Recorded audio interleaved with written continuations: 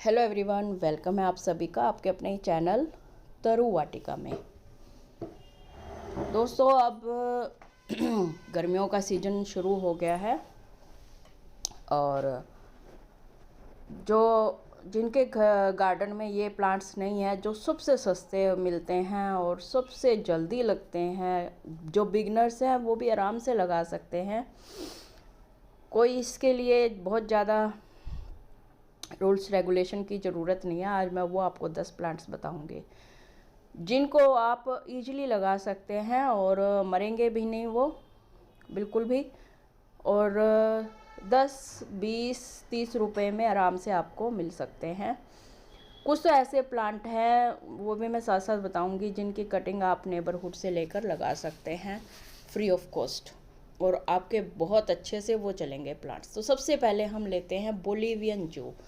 ये एक ऐसा प्लांट है जो 30-40 रुपए में आपको मिल जाएगा और कुछ नहीं करना, बस ऐसे उठाकर इसको और गमले की मिट्टी में रखना है। ऐसे उठा के गमले की मिट्टी में रखना है और इसको बास्केट में भी लगा सकते हैं। ये छोटा सा डब्बा है, उसमें मैंने लगा रखा है।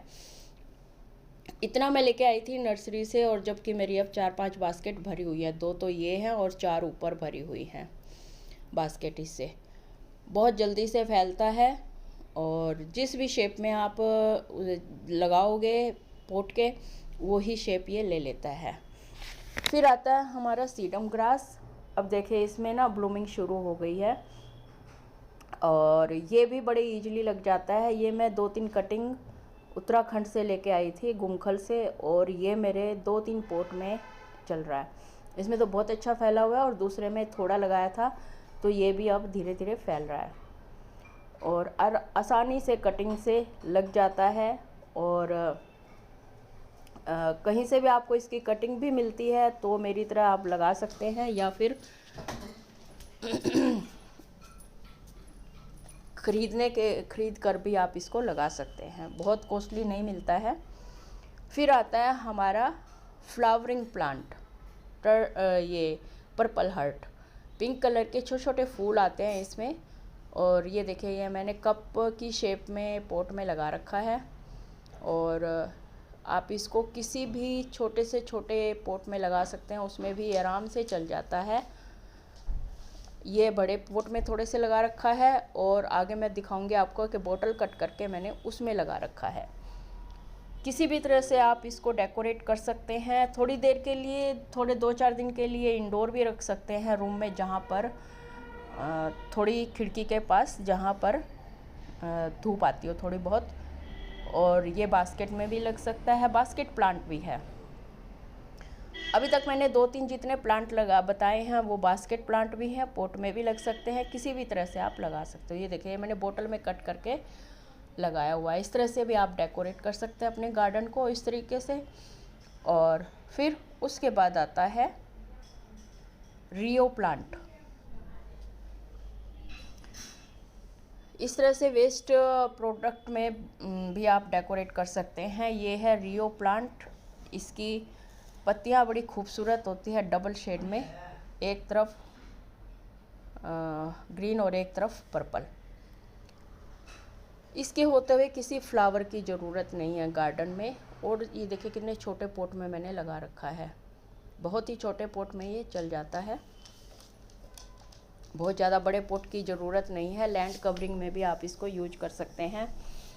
बड़ा जो पोट होता है उसमें प्लांट के चारों ओर इसको लगा सकते हैं। फिर आता है हमारा टर्टल वाइन, जो एक बार आ जाता है गार्डन में तो वापस जाने का नाम नहीं लेता। ये प्लांट्स भी जो बताए हैं मैंने, एक बार एक गार्डन में आ गए आपके तो ये ख़त्म नहीं होते हैं। इसकी थोड़ी सी भी अगर 2-3 स्टेम भी बच जाती हैं सर्दियों में तो भी ये चलते रहते हैं, हरे भरे ही रहते हैं। और ये मौसम आते ही तो ये बिल्कुल हरे भरे हो जाते हैं। ये देखिए ये बड़े पॉट में मैंने प्लांट के चारों ओर लगा रखा है, तो वीड्स जो होती हैं वो नहीं उगती।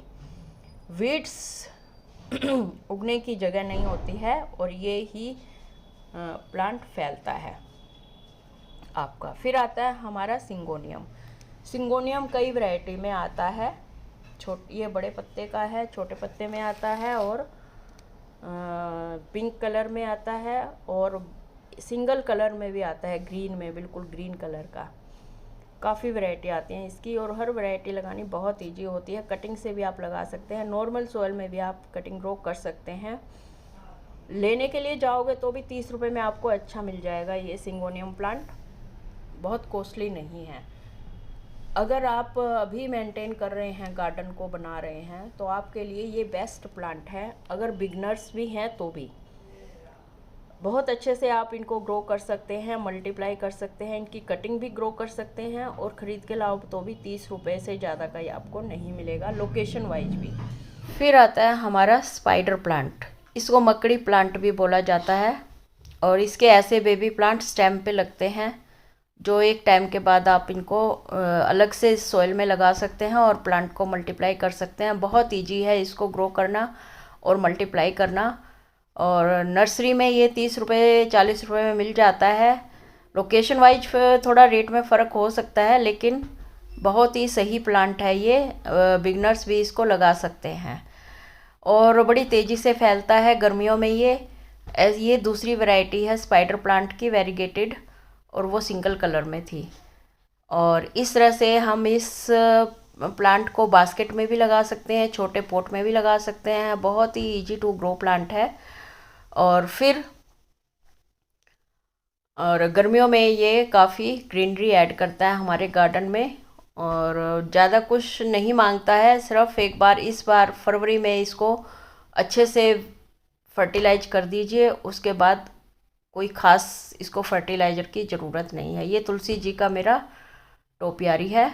और फिर इसी श्रृंखला में आता है अल्टरनेंथ्रा का प्लांट।